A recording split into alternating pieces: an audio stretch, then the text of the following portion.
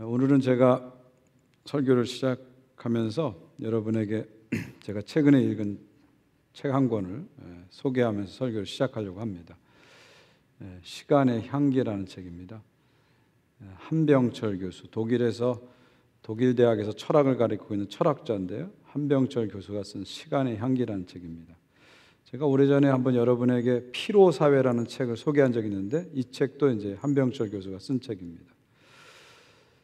이 책에서 한병철 교수는 시간의 역사를 이렇게 정의합니다. 고대와 중세는 신 중심의 시간이었다. 그래서 종말을 향해서 신이 설정한 그 종말을 향해서 이렇게 가는 시간이었다.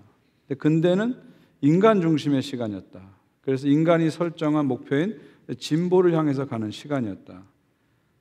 근데 현대는 탈중심의 시대다. 종말도 진보도 없이 그냥 방향 없이 흘러가는 시간이 현대 시간이다. 이렇게 분석을 합니다.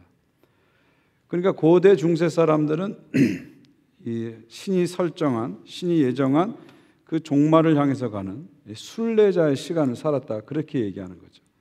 또 근대 사람들은 인간이 설정한 진보라는 목표를 향해서 나가는 행진하는 시간을 살았다. 그런 얘기를 합니다. 근데 현대에 와서는 중심이 없어진 거예요. 중심이 없어진 거예요. 그러면서 시간의 방향이 없어진 겁니다. 방향이 없어진 거예요. 현대인들에게는 미래가 없어진 겁니다. 현재만 있는 거예요. 현재만 있는 거예요. 현대인들에게 시간 개념은 연장된 현재다. 이렇게 볼 수 있다는 것입니다. 이제 현대인들에게는 바라봐야 할 저기가 이제 없어진 거예요. 오직 여기서 더 나은 여기를 사는 것, 더 나은 여기를 사는 것, 여기에 온통 모든 것이 집중된 거죠. 그러다 보니까 현대인의 시간에는 이 서사가 없다, 스토리가 없다는 거예요. 일정하게 흘러가는 어떤 스토리가 없다는 겁니다. 방향이 없다는 거죠. 목적이 없다는 거죠. 시간이 어떤 방향을 갖고 그리는 선적인 시간이 아니라 그냥 여기저기 막 찍혀지는 흩어져 있는 점과 같은 그런 시간을 살고 있다. 그렇게 얘기합니다. 다르게 표현하면 현대인들의 시간은 모래알처럼 흩어지는 시간이다. 뭔가 영혼의 창고의 알곡처럼 쌓이는 시간이 아니라 그냥 여기저기 흩어지는 그런 시간들을 살고 있다. 이렇게 분석을 합니다. 그러니까 시간에 방향이 없다 보니까 시간의 향기가 없어졌다는 거죠. 시간의 향기가 없어졌다. 시간이 바람에 나는 겨처럼 한없이 가벼워졌다는 거예요. 시간의 무게가 없어지고 향기가 없어졌다. 이것이 현대가 갖고 있는 시간의 위기다. 이 철학자는 그렇게 분석을 합니다. 상당히 많은 것을 생각하게 하고 공감하게 하는 그런 이야기입니다. 여러분의 시간은 어떻습니까? 여러분의 시간에는 향기가 있습니까? 어떤 방향이 있습니까? 어떻게 여러분의 시간은 일정하게 흘러가는 어떤 스토리가 있으세요? 한번 지난 주일날 예배드리고 가셔서 오늘 주일날 예배드리러 오셨는데 이 일주일 안에 여러분의 시간들이 어떻게 흘러간 것 같아요? 그냥 여기저기 막 찍히는 점처럼 그냥 막 흩어졌습니까? 아니면 뭔가 방향을 갖고 흘러가는 어떤 선과 같은 시간이었어요? 여러분의 시간은 모래알처럼 흩어져 버리는 시간입니까? 아니면 영혼의 창고의 알곡처럼 저장돼 가는 시간입니까? 한번 여러분의 시간을 한번 생각해 보시기 바랍니다. 여러분, 인간의 시간에 어떤 방향을 부여하신 분이 있어요. 인간의 시간에 어떤 향기를 부여한 분이 있어요. 그분이 누구죠? 예수 그리스도십니다. 그래서 인간의 시간은 예수 그리스도를 중심으로 해서 둘로 나눠지잖아요. Before Christ, 예수님 오시기 전에. Anno Domini, 예수님 오신 후의 시간. 그러니까 예수님을 딱 기준으로 해서 인간의 시간은 Before, After로 나눠줍니다. 왜 그럴까요? 예수님께서 인간의 시간에 방향성을 집어넣으신 거거든요. 향기를 집어넣으신 거거든요. 마가복음 1장 15절 보십시오. 때가 찼고 하나님 나라가 가까웠으니 회개하고 복음을 믿으라. 이 예수님의 말씀은 아주 중요한 말씀이죠. 때가 찼다는 거예요. 때가 찼다. 여기서 때는 카이로스라고 합니다. 카이로스. 여러분 헬라어는 시간이 두 가지가 있죠. 크로노스와 카이로스가 있습니다. 크로노스는 그냥 흘러가는 시간, 양적인 시간입니다. 근데 카이로스는 어떤 특정한 때를 말하는 거죠. 이건 질적인 시간입니다. 영어로 하면 크로노스는 그냥 타임이에요. 근데 카이로스는 타이밍이다 이렇게 말할 수 있죠. 크로노스는 인간의 시간입니다. 카이로스는 하나님의 시간이죠. 때가 참해, 때가 찼다. 이건 무슨 말이에요? 카이로스가 크로노스 속으로 들어왔다는 겁니다. 하나님의 시간이 인간의 시간으로 들어왔다는 거예요. 그러면서 인간의 시간에 방향성을 부여했다, 향기를 부여했다, 그런 말입니다. 철학적으로 얘기하면 하나님 나라가 가까이 왔다. 뭐예요? 하나님 나라가 왔다는 거예요. 이미 왔다는 거예요. 예수님이 오심으로 하나님 나라가 왔다. 왕이 오심으로 왕국이 임했다. 하나님 나라가 옴으로 인간의 시간에 방향이 부여된 거예요. 방향이 부여된 거예요. 그러니까 예수님은요, 이 땅에 오셔서 우리를 구원할 뿐만 아니라 우리의 시간도 구원해내신 거예요. 우리의 시간을 구원해내신 거예요. 우리 영어에서 시간을 절약하다를 뭐라 그러죠? 시간을 절약하다를 saving time이라고 그래요. 그 save가 뭐예요? 구원이죠, 구원. 그냥 예수님은 우리의 시간을 절약하기 위해서 오신 게 아니라 saving time, 우리의 시간을 세이브하기 위해서, 구원하시기 위해서 오신 거예요. 예수님이 우리의 시간에 방향을 집어넣으시는 말미암아 우리의 시간을 구원하신 거예요. 구원하신 거예요. 점처럼 흩어지는 시간, 모래알처럼 흩어지는 시간을 어떤 선처럼 방향을 갖고 흘러가는 시간으로 바꿔놓으신 거예요. 그냥 모래알처럼 사라질 시간을, 우리의 시간을 예수께서 오셔서 하나님 나라를 선포하시는 말미암아 우리의 시간을 영혼의 창고에 저장되는 그런 시간으로 바꾸신 거예요. 세이빙 타임 해준 거예요. 세이빙 타임. 예수님 때문에 우리는 시간을 그냥 절약한 게 아니라 시간을 세이빙한 거예요. 저축하는 거예요. 저축하는 거예요. 어디에? 영혼의 시간에 자꾸 저축하는 거죠. 그리고 예수님이 오신 다음에 우리의 시간이 완전히 달라진 거예요. 예수님 때문에 우리가 우리의 시간이 구원된 거죠. 그러니까 하나님 나라가 온 다음부터는 우리의 시간은 뭐예요? 방향 있는 시간이 된 거예요. 방향 있는 시간. 향기 있는 시간이 된 거예요. 목적 있는 시간이 된 겁니다. 이것이 주님이 우리에게 주신 놀라운 은혜죠. 놀라운 은혜죠. 그러니까 우리가 인생을 제대로 살려면 하나님 나라를 잘 알아야 돼요. 하나님 나라를 알면은 인생이 바뀌는 거예요. 특히 시간이 바뀌는 거예요. 하나님 나라를 제대로 알면은 방황하는 인생이 방향 있는 인생으로 바뀌는 거예요. 하나님 나라를 제대로 알면 낭비하는 인생이 가치 있는 인생으로 바뀌는 거예요. 근데 하나님 나라가 빠져버리면요, 우리 인생은, 우리의 시간은 영혼의 관점에서 보면 하루 사이에 불과한 겁니다. 100세를 사셔도 하루살이입니다. 20대 일찍 죽어도 하루살이고요. 영혼이라는 관점에서 보면 인간의 시간은 하루살이입니다. 근데 하루살이 같은 그 인간의 시간에 예수께서 오셔서 하나님 나라를 선포하심으로 하나님 나라는 방향이 생기면서 이게 영혼의 시간으로 연결되는 거예요. 그래서 우리는 이 땅에서 이 시간을 살지만은 영혼과 잇대는 삶을 사는 거죠. 영혼과 연결된 삶을 살게 되는 거죠. 그게 영생이죠. 그게 바로 구원이죠. 그게 바로 하나님 나라의 시간입니다. 이것이 주님께서 우리에게 주신 놀라운 은총입니다. 놀라운 은총입니다. 여러분, 예수님은 이 땅에 오셔서 딱 한 가지만 말씀하셨어요. 바로 그게 하나님 나라죠. 하나님 나라죠. 한 가지 주제만 집중적으로 예수님 말씀하셨는데 그게 바로 하나님 나라입니다. 하나님 나라입니다. 누군가 예수님을 찾아가서 예수님에게 가장 중요한 거 한 가지만 얘기해 주세요. 그러면 예수는 1초도 망설임 없이 말씀하실 거예요. 하나님 나라다. 어떤 분들은 예수님의 핵심 메시지를 사랑이라고 그러는데 이 사랑은 예수님의 핵심 메시지가 아니고 핵심 윤리입니다. 하나님 나라를 어떻게 살 것인가? 사랑으로 살아야 되죠. 그 윤리를 얘기하는 거예요. 어떤 분은 예수님의 핵심 메시지를 십자가라고 얘기하는데 십자가는 하나님 나라를 이루는 방법이에요. 예수님의 핵심 메시지는 하나님 나라입니다. 예수님은 오직 하나님 나라, 그것만 얘기하셨어요. 예수님께서 공생에 딱 시작하시면서 하신 첫 말씀이 뭐예요? 때가 찼다. 하나님 나라 왔다. 하나님 나라 가까이 왔다. 이게 예수님의 첫 메시지입니다. 그리고 복음서를 읽어보면 예수님의 많은 말씀은 이렇게 시작돼요. 천국은 이와 같으니, 하나님 나라는 이와 같으니, 이렇게 시작돼요. 계속해서 반복해서 끊임없이 예수님은 하나님 나라, 오직 하나님 나라를 가르치셨어요. 심지어 예수님께서는요, 당신의 공생의 마지막 공식 설교, 십자가 달리시기 전에 공식 설교를 하나님 나라에 대해 설교하셨어요. 마태복음 25장 보세요. 그때 천국은 마치 등을 들고 신랑을 맞아 나간 열 처녀와 같다. 이 마태복음 25장이 마태복음 전체에서는 예수님의 공식적인 마지막 설교거든요. 여기서 예수님께서는 천국을 얘기하셨어요. 이 천국이라는 것은 하나님 나라의 유대식 표현이라고 제가 여러 번 말씀드렸어요.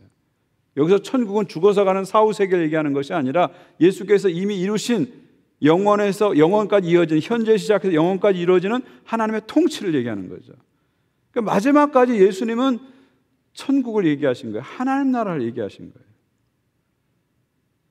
그리고 십자가에 달려 죽으시고 부활하셨죠. 3일 만에. 그리고 승천하시기 직전까지 제자들과 며칠을 같이 있었죠? 40일을 같이 있었어요. 그 40일 같이 계시면서 뭘 가르치셨죠? 하나님 나라를 가르치셨어요. 사도행전 1장 3절입니다. 그가 고난받으신 후에 또한 그들에게 확실한 많은 증거로 친히 살아계심을 나타내사 40일 동안 그들에게 보이시며 뭘 가르치셨다고요? 하나님 나라의 일을 말씀하셨느니라. 그러니까 40일 동안 예수님은 하나님 나라 특강을 하고 가신 거예요. 하나님 나라를 3년 동안 열심히 가르쳤는데 제자들이 아직 하나님 나라 컨셉을 잡지 못하고 있어요. 잘 모르고 있어요. 그래서 예수님께서 마지막으로 40일 특강 한 번 더 해주신 거예요. 40일 특강을. 여러분, 여러분의 인생에 남은 날이 40일밖에 없다고 생각해 보세요. 그럼 뭐 하시겠어요? 자녀들에게 무슨 얘기 하시겠어요? 뭐 건강 관리하라, 주식이 어떻다, 그런 얘기 40일 동안 하시고 가시겠어요? 아니죠. 그 40일이 여러분의 시간 마지막이라면 여러분에게 가장 중요한 걸 쏟아놓고 갈 거 아닙니까? 엑기스를 쏟아놓고 갈 거 아니에요? 예수님 40일 동안 하나님 나라를 쏟아놓고 가셨어요. 무슨 얘기예요? 하나님 나라가 예수님에게 가장 중요하다는 거예요. 예수님은 시작 메시지도 하나님 나라고요, 마지막 메시지도 하나님 나라입니다. 중간에 모든 가르침이 다 하나님 나라예요. 온통 하나님 나라, 오직 하나님 나라. 그게 바로 예수님의 사상입니다. 핵심입니다. 근데 제자들은요, 하나님 나라는 별 관심이 없었어요. 오히려 제자들은 현실의 나라에 관심이 많았어요. 세상 나라에 관심이 많았어요. 그래서 40일 동안 예수님께서 하나님 나라를 그렇게 가르쳤는데 거기엔 별로 관심이 없고요, 제자들은 현실의 나라에 관심이 있어요. 그래서 1장 3절 뒤에 보면 1장 6절에 이런 질문을 예수님께 합니다. 그들이 모였을 때 예수께 여쭤이르되 주께서 이스라엘 나라를 회복하시면 이때이니까. 제자들의 관심 뭐예요? 이스라엘 나라, 현실의 나라, 눈에 보이는 나라가 회복될 때가 언제입니까? 로마로부터 언제 정치적으로 해방됩니까? 언제 독립됩니까? 언제 우리가 경제가 좀 살만해집니까? 이거 질문한 겁니다. 그러니까 제자들은 하나님 나라는 별로 관심이 없고 세상 나라, 현실의 나라에 관심이 있는 거예요. 어떤 의미에서 제자들은 예수님께 불만을 가졌을지 몰라요. 아, 예수님 맨날 하나님 나라, 맨날 하나님 나라. 너무너무 지겨워요. 좀 그만하세요. 현실의 나라에 대해서 좀 얘기해 주세요. 그 뜬구름 잡는 얘기 그만하시고요, 현실의 나라, 눈에 보이는 나라 얘기 좀 해주세요. 지금 이 질문을 하고 있는 거예요. 지금 제자들이요. 어쩌면 오늘 설교를 듣고 있는 여러분들도 제자들과 똑같은 생각을 가지고 계실지 모를 거예요. 목사님, 하나님 나라 얘기 좀 그만하세요. 맨날 하나님 나라만 하신다고. 경제 문제에 대해서 좀 얘기 좀 해보세요, 목사님. 부부관계에 대해서 좀 얘기도 해주시고요, 건강 문제 좀 얘기 좀 해주세요. 우리가 피부로 닿는 얘기 좀 해주세요. 왜 자꾸 하나님 나라만 얘기합니까? 뜬구름 잡는 얘기 그만하시고 좀 현실적인 얘기 해주세요. 아마 여러분 중에 저한테 그런 질문을 가지고 있는 분이 있을 것입니다. 일리가 있는 얘기입니다. 틀린 얘기 아니에요. 왜냐하면 우리 신앙인이라고 해서 현실을 떠나서 뜬구름 저 위 구름 속에 사는 그런 존재가 아니잖아요. 우리도 정치, 경제, 사회, 문화, 교육, 건강 이런 모든 문제에 연관돼서 살아갈 수밖에 없는 존재들입니다. 그리고 그 문제들은 실제로 중요한 문제예요. 아주 중요한 문제입니다. 그리고 그 문제들은 신앙과 무관한 문제가 아닙니다. 신앙적 이슈예요. 여러분, 기독교 신앙은 현실을 외면하는 신앙이 절대 아닙니다. 현실을 직면하는 신앙이에요. 기독교 신앙은 현실을 정확히 해석하고 정확히 전망해서 힘차게 살아갈 수 있는 힘을 주는 위대한 힘이 바로 기독교 신앙이에요. 현실은 중요하죠. 근데 예수님은 그럼에도 불구하고 하나님 나라, 눈에 보는 현실 나라, 세상 나라가 아니라 하나님 나라, 하나님 나라, 입만 열면 하나님 나라 계속 얘기하셨어요. 왜 그러셨을까요? 왜 그러셨을까요? 예수님이 현실을 몰라서 그러셨을까요? 그렇지 않습니다. 예수님은 누구보다 현실을 잘 아셨어요.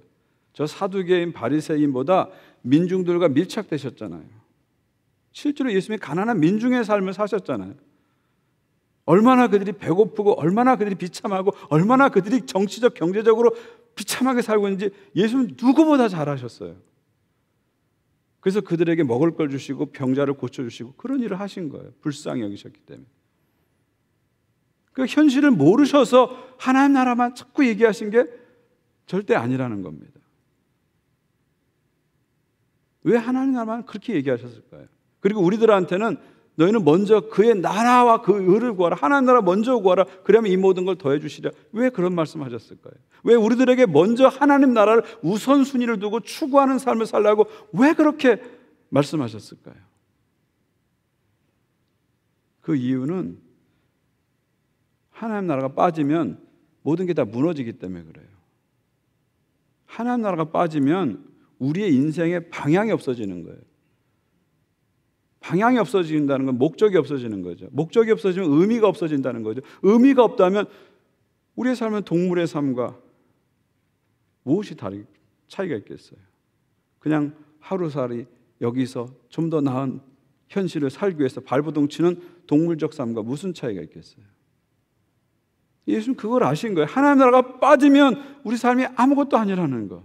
하나님 나라가 들어갈 때 의미가 있고 가치가 있고 목적이 있고 이 땅의 삶이 영원한 삶과 연결된다는 것을 아셨기 때문에 하나님 나라가 너무너무 중요하기 때문에 현실에 많은 문제가 있고 현실에 많은 다뤄야 할 이슈가 있지만 그럼에도 불구하고 주야장창 하나님 나라 그렇게 말씀하신 거예요. 시 하나 소개할까요? 독일 시인인데 니하르트 데멜이라는 것은 일하는 사내라는 시입니다. 제가 한번 천천히 읽어드릴게요. 우리는 잠잘 곳이 있네. 아이도 하나 있네. 내 아내. 우리는 일도 있네. 심지어 둘이서. 또 햇빛도 비도 바람도 있네. 다만 사소한 게 하나 없으니 새들처럼 그렇게 자유로울 수 있는 시간이 없네. 우리는 이게 없어서 문제라고 생각하고 저게 없어서 문제라고 생각해요. 근데 가만히 생각하면 우리는 다 있어요. 여러분 잠잘 곳 다 있잖아요. 먹을 거 다 있잖아요. 입을 거 다 있잖아요. 또 여러분 주변에 가족도 있잖아요. 할 일도 있잖아요. 근데 우리가 사소하다고 생각하는 한 가지가 없잖아요. 시간이 없는 거예요. 무슨 시간? 방향 있는 시간이 없는 겁니다. 향기 있는 시간이 없는 거예요. 목적 있는 시간이 없는 겁니다. 바로 그 사소한 게 빠짐으로 인해서 나머지 것들이 다 가치가 없어지는 거죠. 하루살이 삶으로 떨어지게 되는 거죠. 이 하나님 나라가 인생의 핵심이라는 겁니다. 하나님 나라를 정확히 이해하고 정확히 믿고 살아가게 되면 삶이 방향이 생기고 목적이 생기고 그래서 우리의 시간이 향기 나는 시간이 되는 거예요. 일주일 7일이 하루 24시간이 그냥 모래알처럼 흩어져 버리는 그런 허무한 시간이 아니라 손에 잡아도 잡힐 거 없는 그런 시간이 아니라 저녁에 잠자리 들었을 때 오늘 내가 뭐 했지? 아무것도 한 게 없는 것 같고 그냥 허무하게 하루를 보낸 것 같은 그런 손에 잡히지 않는 그런 시간을 사는 것이 아니라 내 하루하루 시간이 가치가 있고 의미가 있고 방향이 있어서 그것이 영원이라는 창고에 하나씩 하나씩 세이빙되는 거예요. 저축되는 거예요. 저장되는 거예요. 알곡처럼 채워지는 시간을 사는 거예요. 그래서 내 삶에 충만함이 있는 거예요. 충만함이 있는 거예요. 이게 없으면 삶은 참 가치가 없죠. 참 가치가 없죠. 우리는 시간을 절약하는 많은 도구를 가지고 있잖아요. 여러분이 사용하는 자동차나 모든 전자제품들은 결국 여러분의 시간을 절약해주는 세이빙 타임 이퀴먼트 아닙니까? 시간을 절약해주는 도구들 아닙니까? 근데 우리는 늘 그런 도구를 그렇게 많이 가졌음에도 불구하고 시간이 없다 하면서 시간에 늘 쫓기면서 살아요. 또 우리는 의학이 너무너무 빨리빨리 발전하다 보니까 인류 역사상 가장 긴 시간을 살고 있어요. 수명이 가장 길어요. 긴 시간을 살고 있어요. 많은 시간을 우리는 가진 거예요. 그 이전에 예수님 당시에 평균 수명이 30세가 안 됐잖아요. 근데 지금 평균 수명은 70세, 80세가 되잖아요. 그러니까 얼마나 긴 시간을, 2배, 3배 이상의 시간을 우리는 가지고 있는데도 불구하고 항상 우리는 시간이 없어. 그 많은 시간을 받았는데 시간이 없어 하면서 자꾸 시간에 쫓기는 삶을 살아가잖아요. 왜 그래요? 진짜 시간이 없어서 그래요? 아니에요. 시간에 방향이 없어서 그래요. 시간에 목적이 없어서 그래요. 시간에 의미가 없어서 그래요. 그러니까 우리에게 중요한 거는 방향이에요. 의미예요. 목적이에요. 근데 그게 어디서 온다고요? 예수께서 선포하시고 성취하신 하나님 나라에 있다는 거죠. 그러니까 하나님 나라는 생명보다 귀한 거죠. 목숨보다 귀한 거죠. 그래서 예수님께서 먼저 하나님 나라를 구하라 말씀하신 겁니다.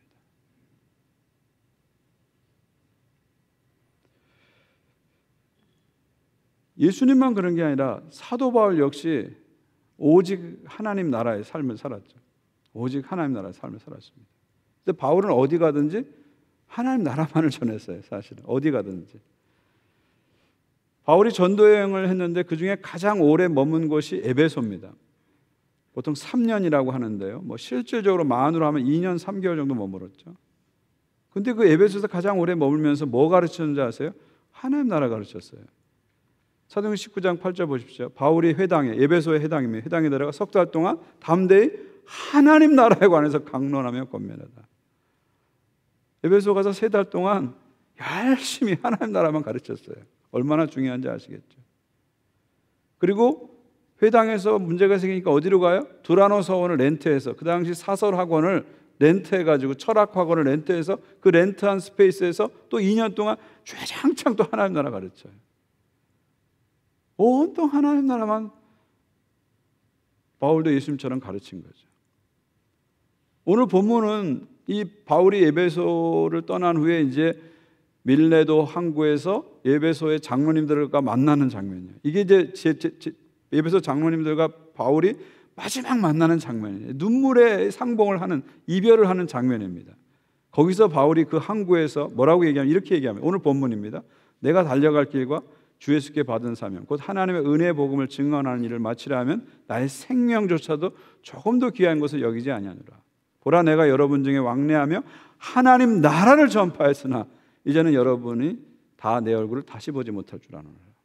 여러분 중에 왕래하면서, 여러분 중에 다니면서 2년 3개월 동안 여러분과 함께하면서 에베소에서 뭐 가르쳤다고요? 하나님 나라를 전파했다는 거죠. 하나님 나라만 가르친 거예요. 오직 하나님 나라. 이게 바울의 정신입니다. 사상입니다. 사도행전 마지막 28장 가면은요, 바울이 이제 결국 로마에 갑니다. 그리고 황제 재판을 받기 위해서 감옥에 있어요. 몇 년 동안? 이태 동안, 2년 동안 감옥에 있어요. 2년 동안 감옥에 있으면서 바울이 한 건 뭐죠? 역시 하나님 나라입니다. 사도행전 28장 30절 30절 마지막 장 마지막 절입니다. 바울이 온 이태를 로마에서 2년 동안을 자기 셋집에 머물면서 자기에게 오는 사람을 다 영접하고 하나님 나라를 전파하며 주 예수 그리스도에 관한 모든 것을 담대하게 거침없이 가르치더라. 뭘 가르쳤다고요? 하나님 나라와 주 예수 그리스도. 주 예수 그리스도를 통해서 선포되고 성취된 그 하나님 나라 복음만을 2년 동안 계속 가르친 거예요. 그러니까 바울은 항상 하나님 나라예요. 여기서 우리 재밌는 사실 하나 발견하는데요. 사도행전의 시작이 하나님 나라고 끝이 하나님 나라잖아요. 1장에서 예수님께서 40일 동안 하나님 나라 가르치셨다로 사도행전이 시작돼요. 그리고 끝은 어떻게 끝나요? 바울이 로마 감옥에서 하나님 나라를 가르쳤다로 사도행전이 끝나요. 사도행전의 시작도 하나님 나라고요. 끝도 하나님 나라예요. 의외로 많은 성도들이 이걸 몰라요. 신학자들도 잘 모릅니다. 사도행전의 중심을 선교라고 생각해요? 교회라고 생각해요? 아닙니다. 사도행전은 교회와 선교보다 더 큰 겁니다. 하나님 나라예요. 하나님 나라의 위대한 행진이, 하나님 나라 행전이 바로 사도행전입니다. 주 예수 그리스도 이 땅에 오셔서 십자가 부활을 통해서 이미 성취한 그 하나님 나라, 교회를 통해서 계속해서 선포되고 확장되는 하나님 나라, 장차 예수께서 이 땅에 오셔서 완성하신 하나님 나라, 그 하나님 나라의 전개 스토리가 바로 사도행전이에요.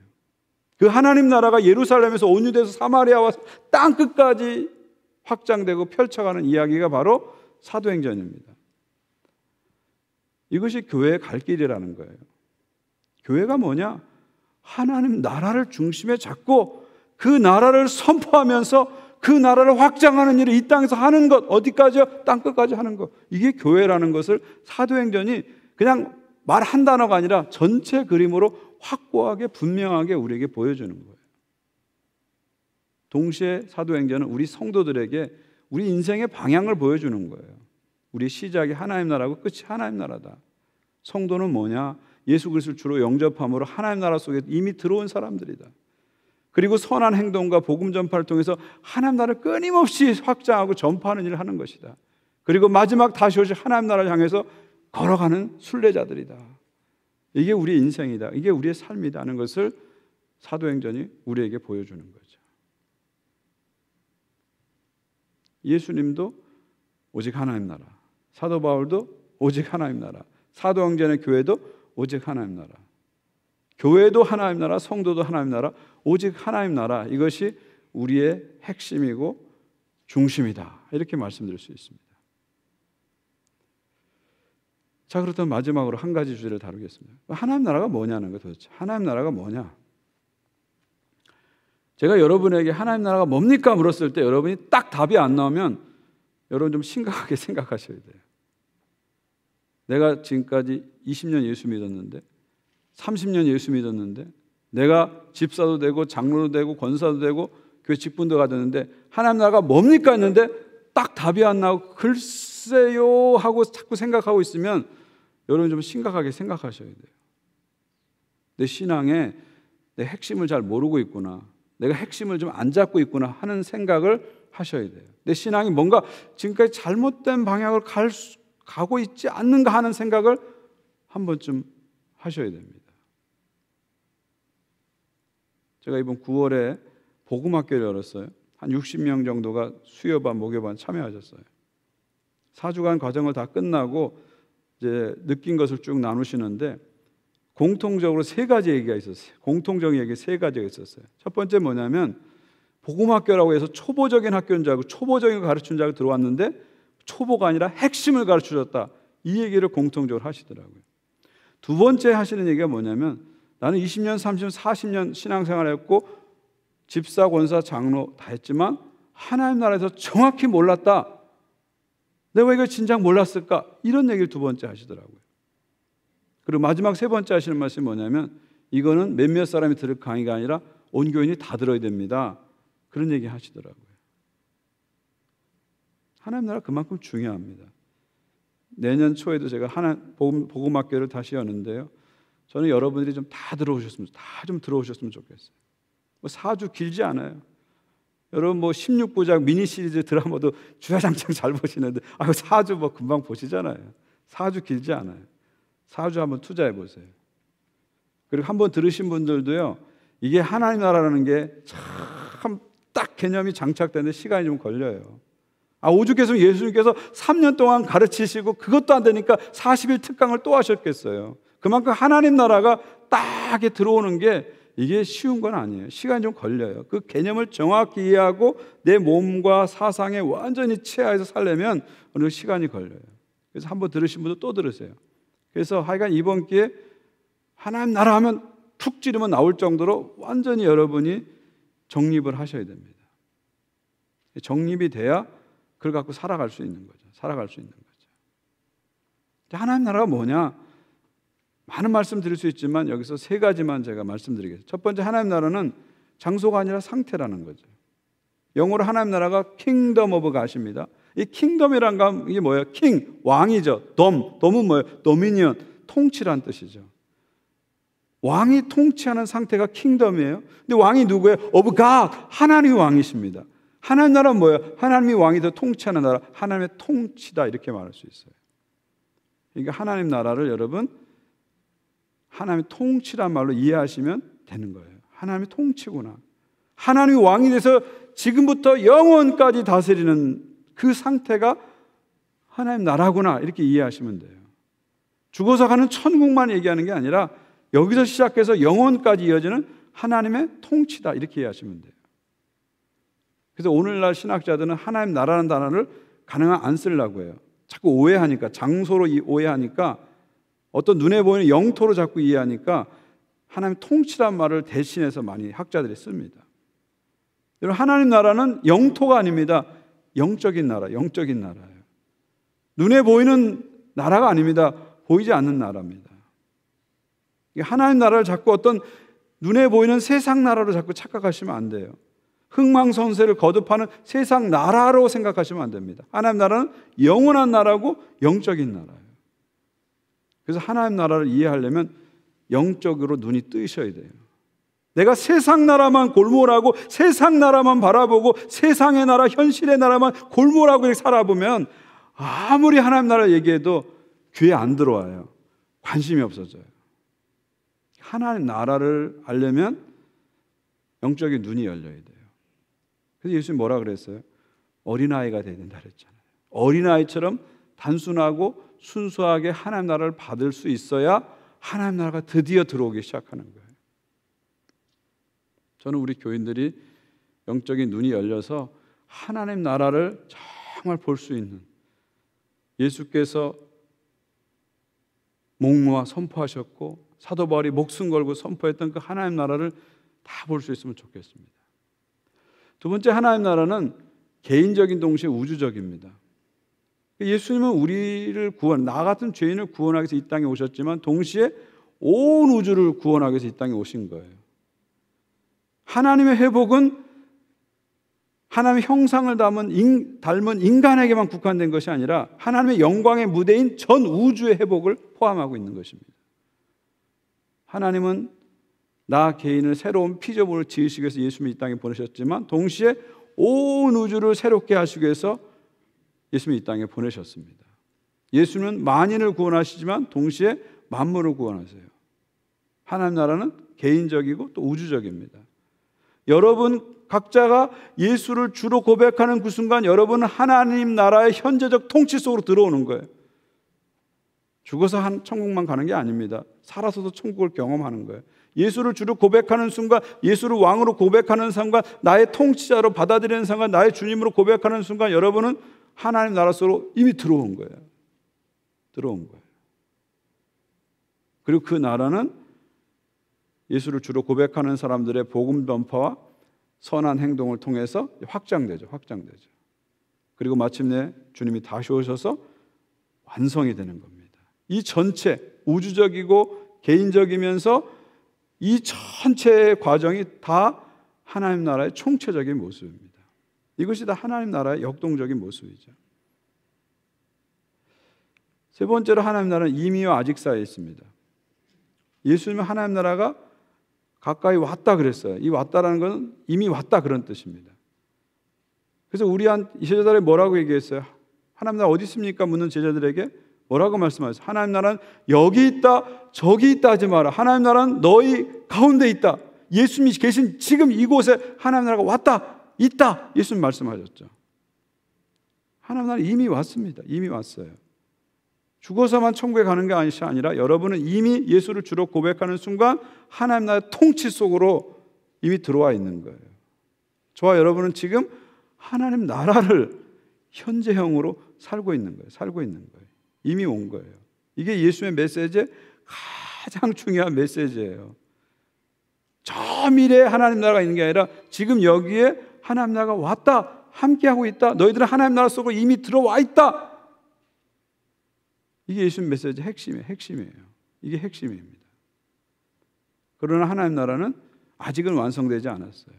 왜냐하면 모든 인간이 예수를 주로 고백하고 주님께 순종하면 하나님 나라가 당장 이루어질 텐데 더 많은 인간들이 주님께 불순종하고 있어요.